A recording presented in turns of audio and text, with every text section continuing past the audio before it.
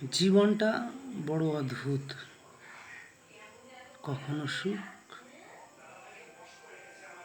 আবার কখনো দুঃখ। বন্ধু, আমাদের এই সুখ দুঃখ নিয়েই জীবন।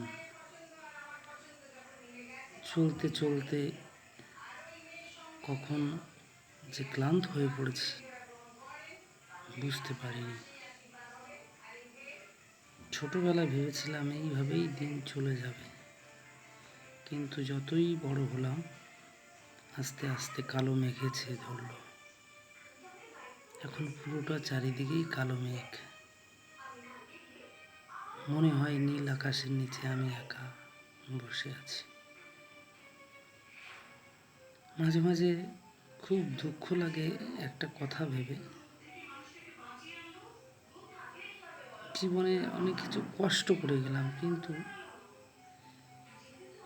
কি চাওয়া কি পাওয়া দুটোর কোনোটাই বুঝতে পারলাম না।